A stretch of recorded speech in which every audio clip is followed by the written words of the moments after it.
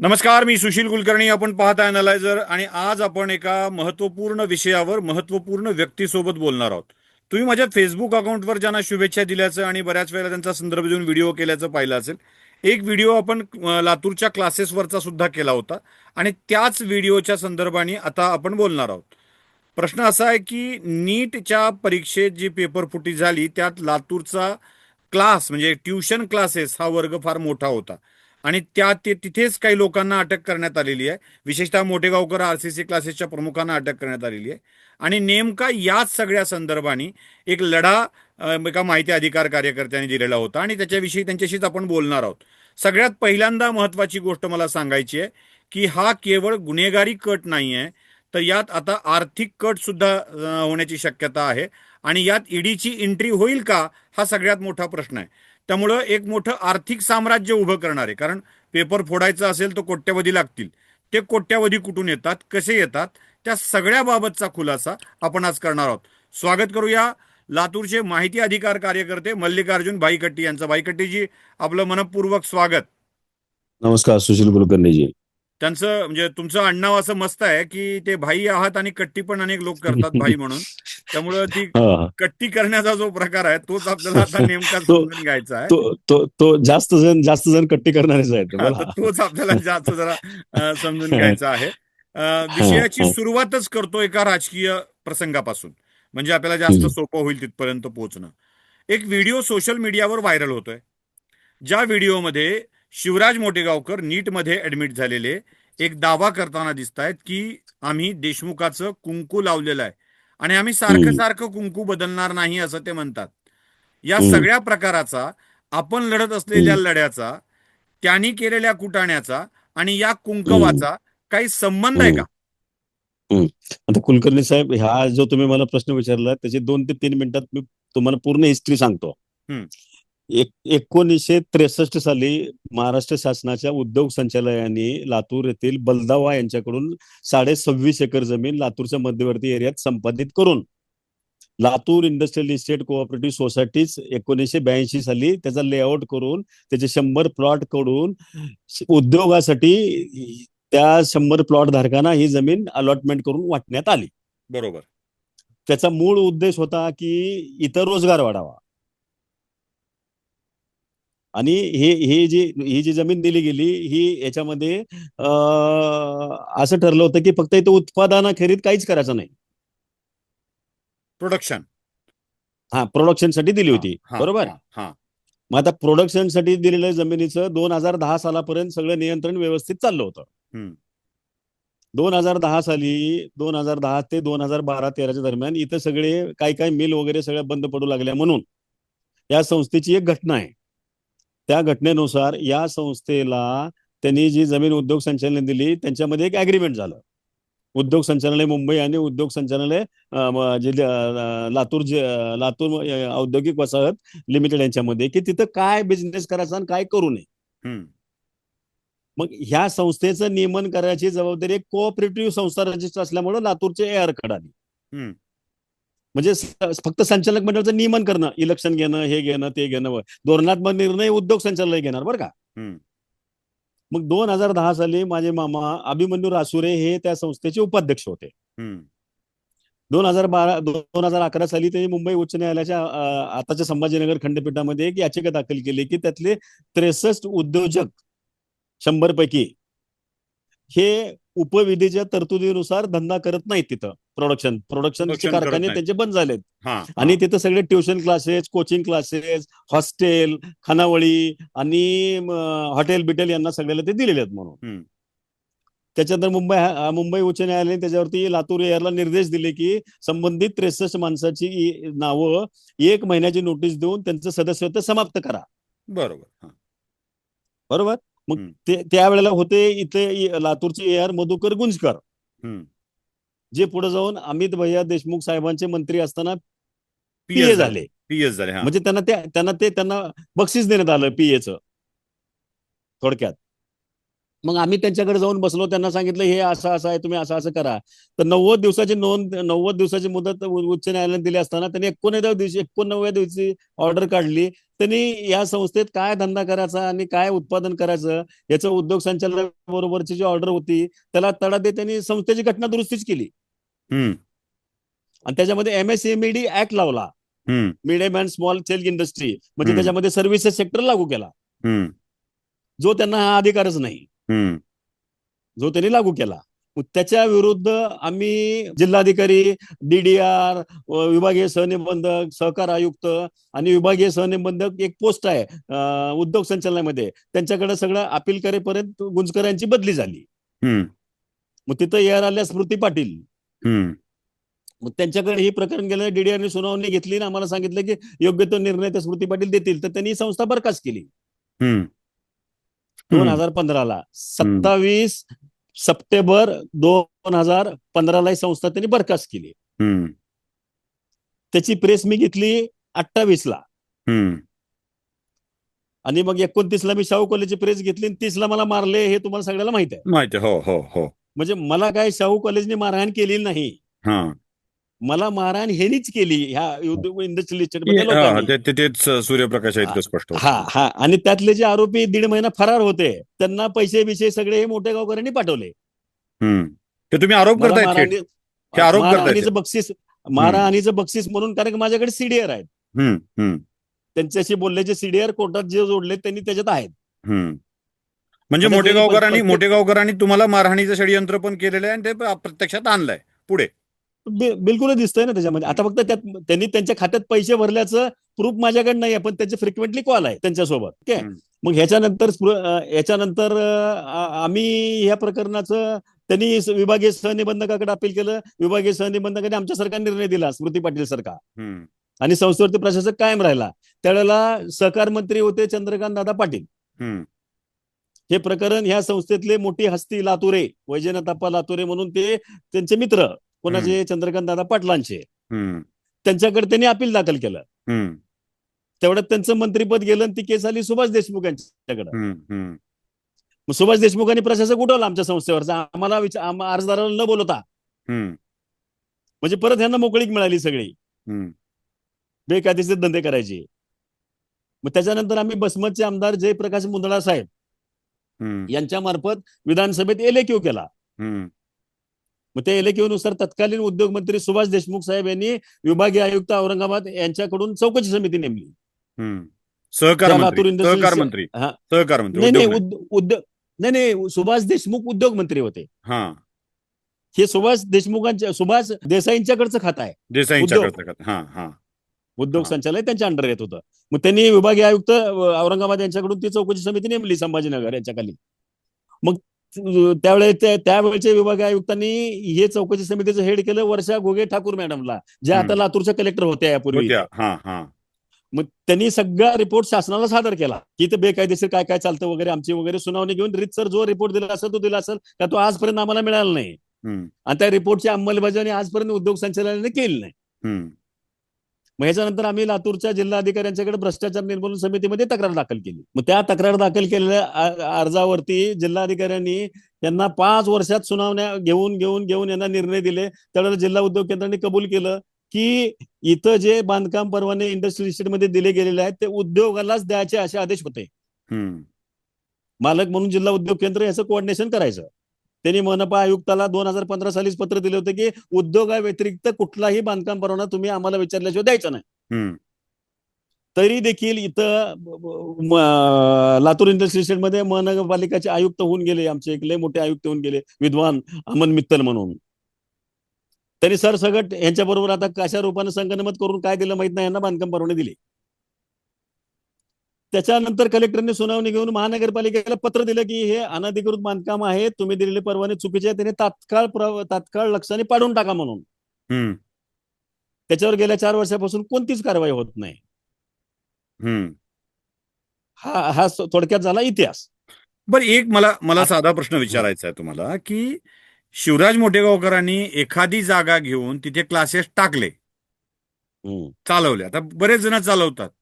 तर एक क्लासेससाठी आणि एका जागेसाठी एवढा अट्टहास का करताय तुम्ही असा? एकच जागा आहे ना फक्त. हो. नाही नाही, आता शिवराज मोठेगावकरांच्या वरती त्या इंडस्ट्रियल इस्टेट मधले एकूण जे प्लॉट आहेत ते 5 प्लॉट आहेत. त्यांच्या नावावर 3 आणि त्यांच्या मिसेसच्या नावावर 2, हा. बर. असे एकूण पाच म्हणजे पाच एक प्लॉट नाहीये, 5 आहेत. तुम्ही काय पाच कागद प्लॉट काढताय? हे, हा, हा. पूर्वीचे 5 प्लॉट यांच्याकडे आहेत, बरोबर, हम्म. हम्म. एकूण यांच्याकडे. असू द्या, मग तुम्ही हे जे दिसा, 5, तुम्ही दिसणं जास्त बरं राहील. हा. हा, हा. हे जे 5 प्लॉट आहेत ना, ह्या 5 प्लॉटची एका ठिकाणी ऑफिस आहे, एका ठिकाणी त्यांची शाळा आणि 3 ठिकाणी क्लासेस घेत होते पूर्वी. हे इंडस्ट्रियल इस्टेट मध्येच आहे सगळं.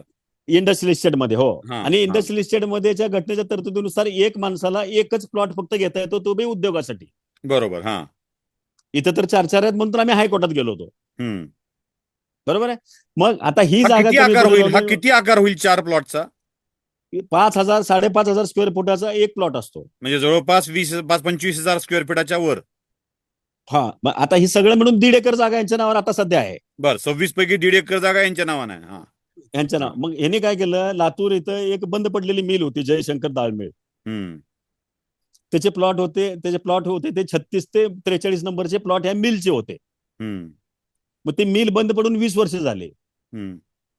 त्या जिथे मिलच्या हरिकथाच होत होत्या. प्रोडक्शनसाठी, जिथं हरिकथाच हो, होत होत्या. हरिकथा. मग ती हा. मिल बंद पडली होती, त्याच्यावर स्टेट बँक ऑफ हैदराबादचा बोजा होता त्याच्यावर, हम्म. आणि ते डिफॉल्टर होते. हम्म.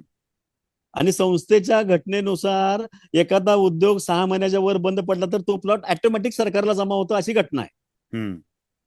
त्याला गुंजकरनी घटना बदलून हरताळ दिला की ते प्लॉट जमा करायचा का न जमा करायचा याचे अधिकार अध्यक्षाला राहतील म्हणून. वा. हा. हा. आणि त्याचे प्रदीप राठी मरेपर्यंत आहेत अध्यक्ष त्याचे पुन्हा.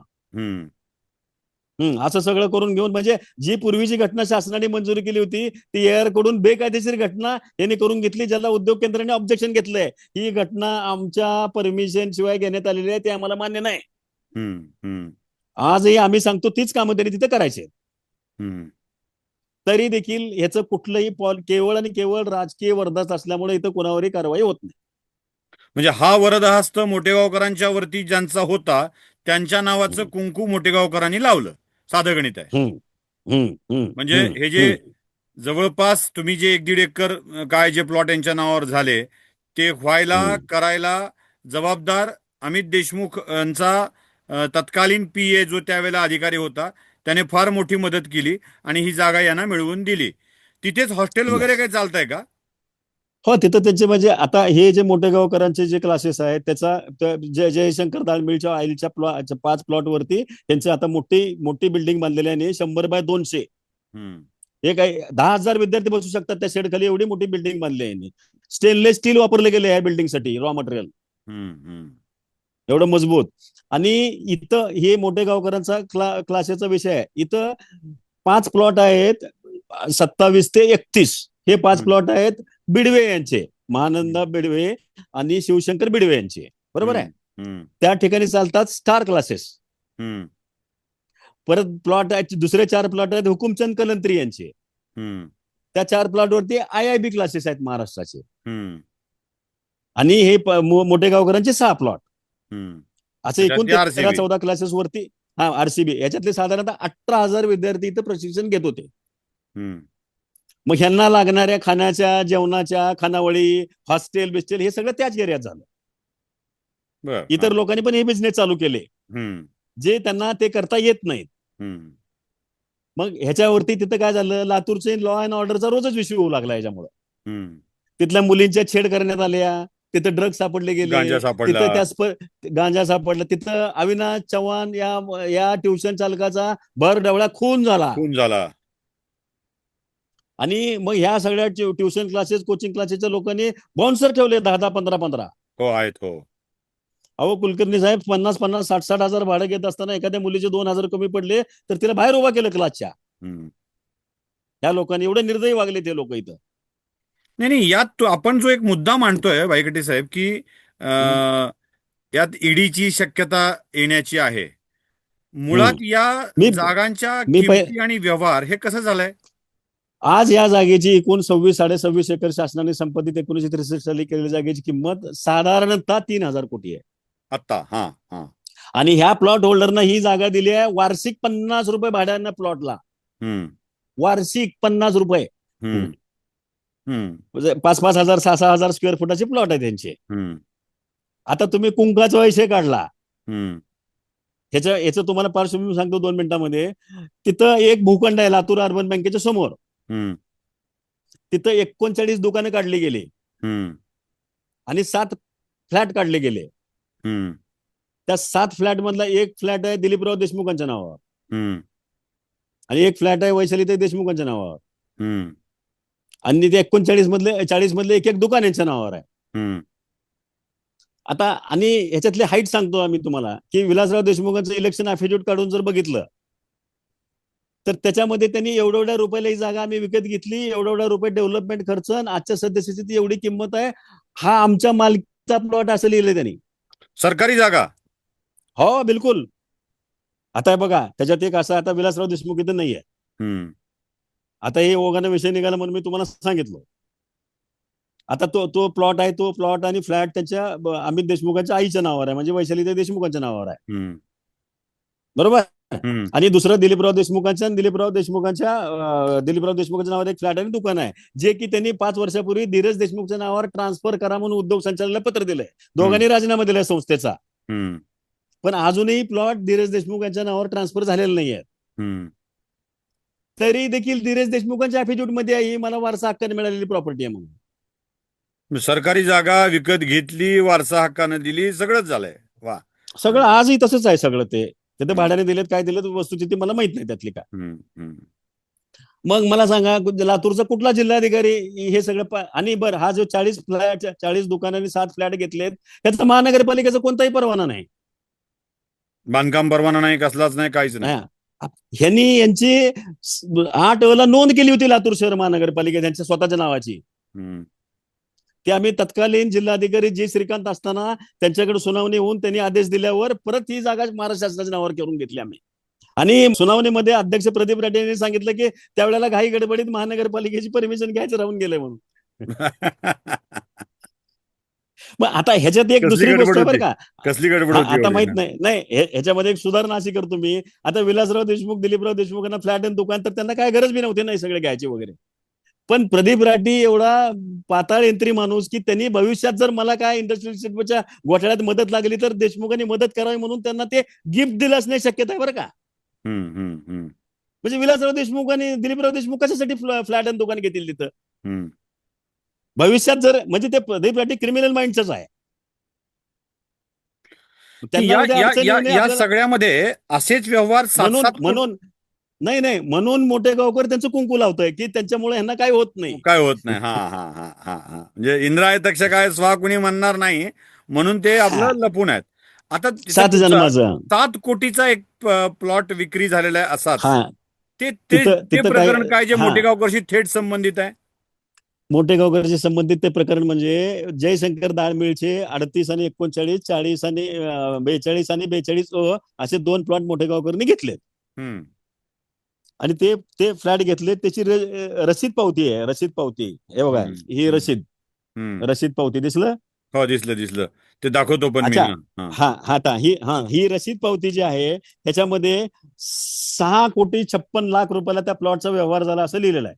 हो लिहिलंय अक्षरी. आणि 1.5 कोटी त्यांना 1,50,00,000 रुपये दिलेले आहेत ऍडव्हान्स पोटी आणि 7,50,00,000 अनिल कुमार काहीतरी नाव आहे पुढे अग्रवाल अग्रवाल दाळमिळचे आणि विजय कुमार अग्रवाल यांनी लिहून दिलेलं आहे. आणि इकडचं नाव दिसत नाहीये तुमच्या, म्हणजे 4 सह्यापैकी एका खालची एक दिसले. मोठेगावकरचं नाव आहे करेक्ट. हा. मग मला सांगा हे पैसे चेकने दिले का कॅशने दिले त्याचा उल्लेख कुठंच नाहीये. आता ही तर झाली, पण ह्याच्या पुढची हाईट सांगतो. हे हे हे 4ही प्लॉट अजून मोठेगावकरच्या नावावर झालेले नाहीयेत. बर. हा. तरी देखील बांधकाम परवाना मोठेगावकरच्या नावावर आहे महानगरपालिकेचा. गुड.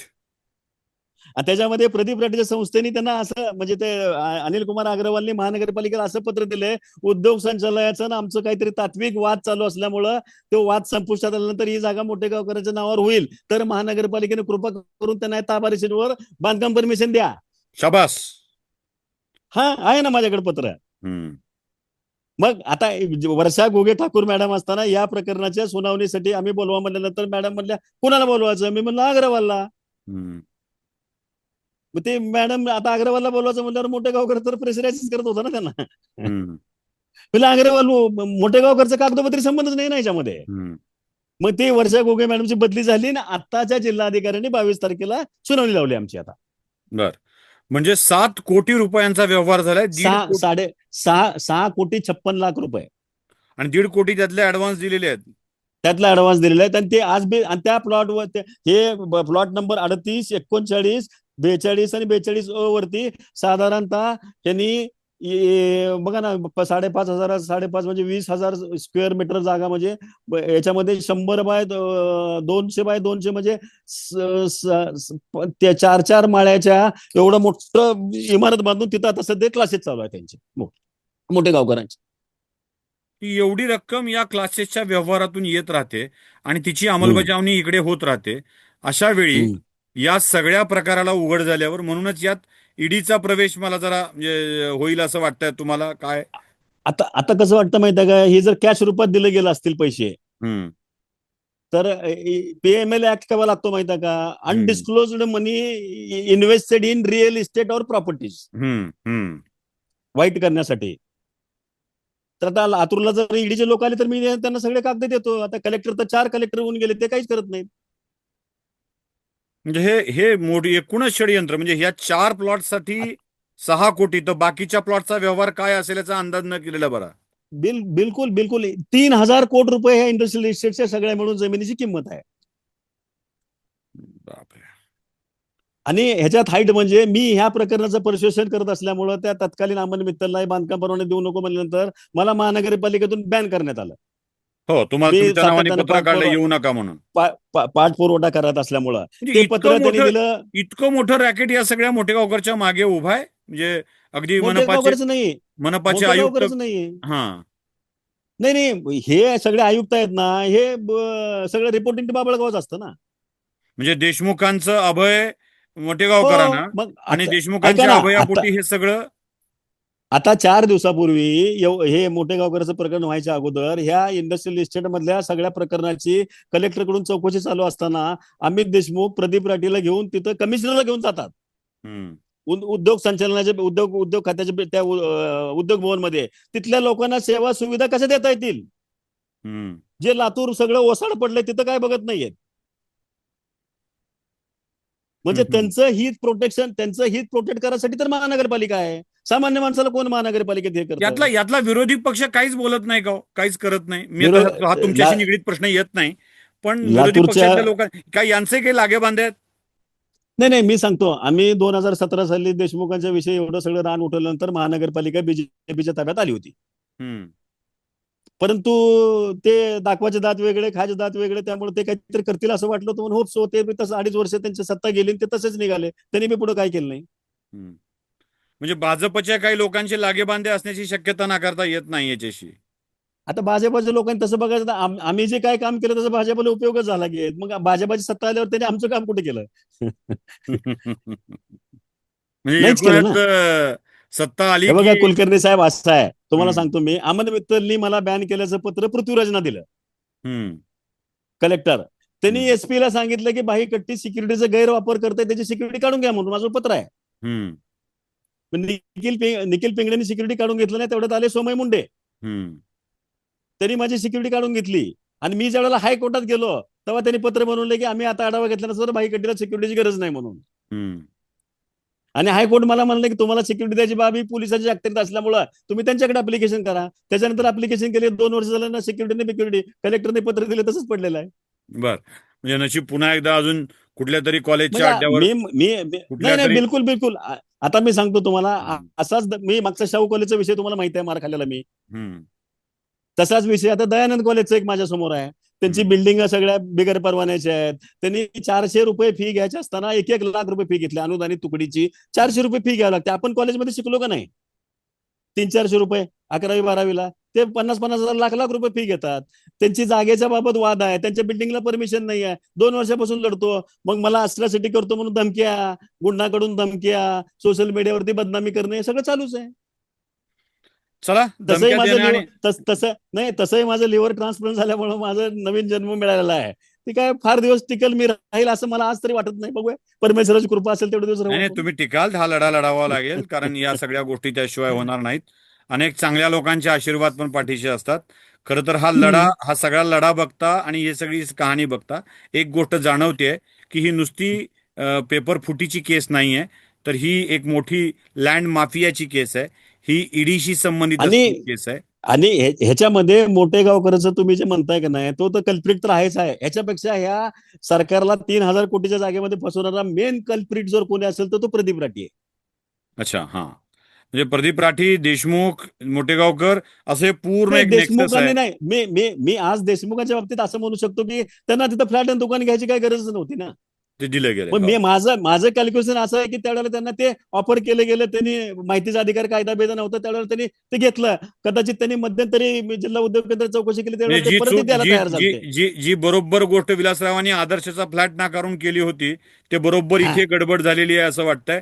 पण या आणि सगळ्या आणि आणि मी जिल्हा उद्योग केंद्रात चौकशी केली तर त्यांचं म्हणणं असं येत होतं की बाबा त्या लोकांनी आमच्याशी अप्रोच करून ही जागा आम्ही चुकून आम्हाला दिली गेलेली आहे आणि आम्हाला ह्याच्यात काही इंटरेस्ट नाही, तर परत घ्या असं सुद्धा त्यांनी कळवल्याचं मला समजलंय. कागदपत्र असून काय मी बघितलं नाही. ओके. म्हणजे त्यांनी काय ती व्यापारी पैसे कमवण्याच्या दृष्टिकोनातून घेतली अशातला भाग नाहीये. त्यांना प्रदीप राठींनी उद्या ऐन वेळेला जर काय झालं तर म्हणून मी त्याला म्हणलं मास्टर माइंड प्रदीप राठी.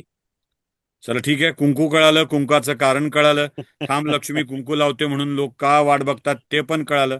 ही एक भयंकर हा. केस जी एका मोठ्या आर्थिक विषयाची आहे, ती लवकरच हम्म. समोर येईल आणि सीबीआयच्या या चौकशी सोबत ईडीचीही चौकशी सुरू होईल एवढी अपेक्षा ठेवायला हरकत आणि नाही. ईडीची चौकशी जर म्हणजे होणार असेल वगैरे करणार असेल तर माझ्याकडचे जे काही डॉक्युमेंट मी स्वतः पहिल्या दिवशी देऊन त्यांना सगळं द्यायला तयार आहे. Yes, okay.